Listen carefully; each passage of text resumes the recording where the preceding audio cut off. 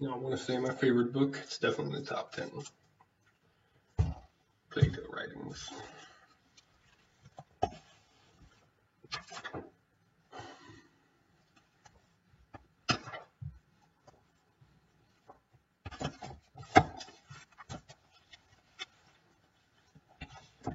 The Republic, Book 1. Persons of the Dialogue. Socrates, who is the narrator, Cephalus, Glucon, Adamantius, Polemarchus, Cleitophon, Thrasymachus, and others who are mute auditors. The scene is laid in the house of Cephalus at the Piraeus, and the whole dialogue is narrated by Socrates the day after it actually took place to Timaeus, Hermocrates, Critias, and the nameless person who are introduced in the Timaeus.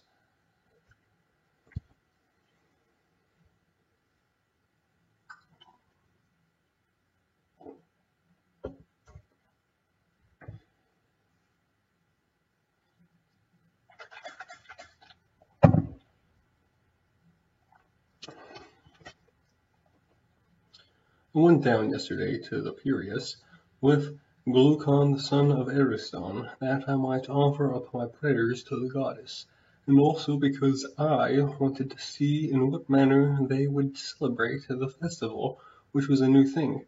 I was delighted with the procession of the inhabitants, but that of the Thracians was equally, if not more, beautiful.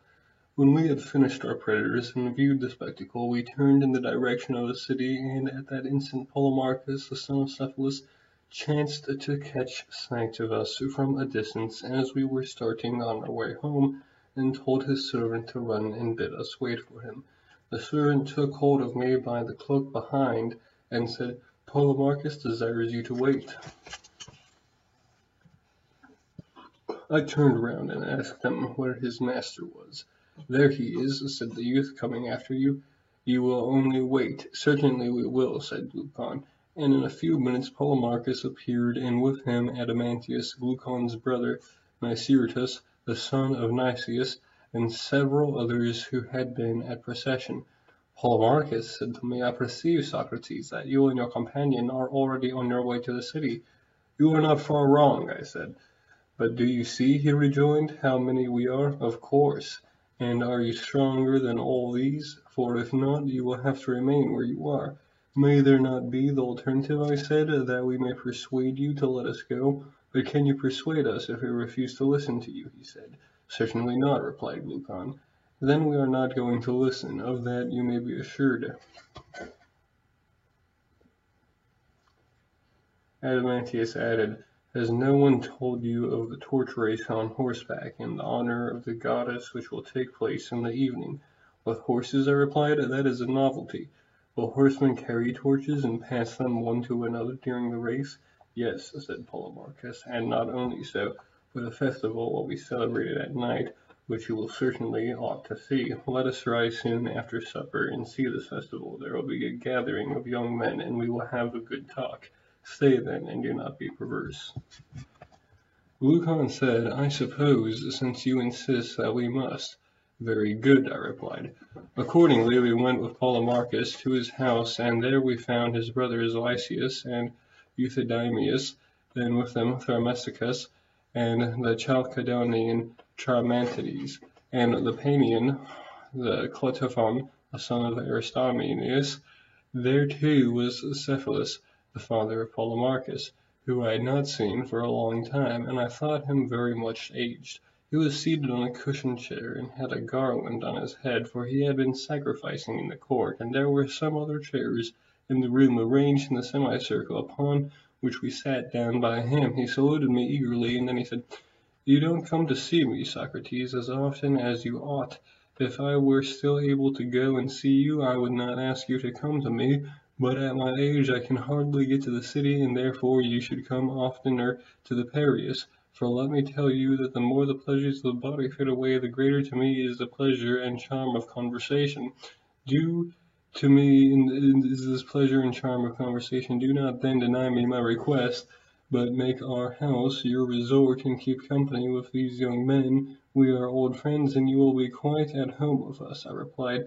"There is nothing which for my part I like better, Cephalus, than conversing with aged men, for I regard them as travellers who have gone a journey which I too may have to go, and of whom I ought to inquire whether the way is smooth and easy, or rugged and difficult. And this is a question which I should like to ask of you, who have arrived at that time which the poets call the threshold of old age.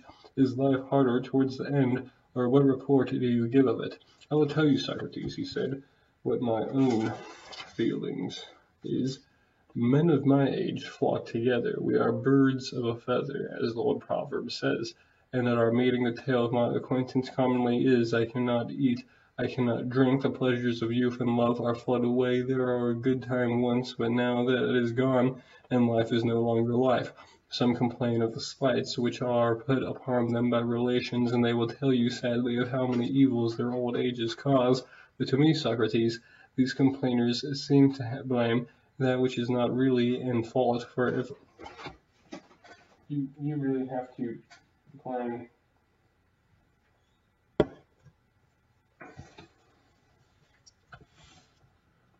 For if old age were the cause, I too, being old, and every other old man would have felt as they do. But this is not my own experience, nor that of others whom I have known. How well I remember the aged poet Sophocles, when in answer to the question, "How does love suit with age, Sophocles? Are you still the man you were?"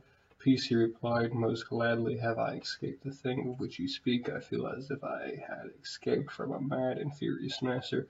His words have often occurred to my mind since, and they seem as good to me now as at the time when he uttered them.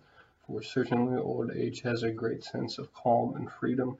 When the passions relax their hold, then, as Sophocles says, we are freed from the grasp not of one mad master only, but of many. The truth is, one mad master only, but of many. The truth is, Socrates, that these regrets and also complaints, don't like can't. All right,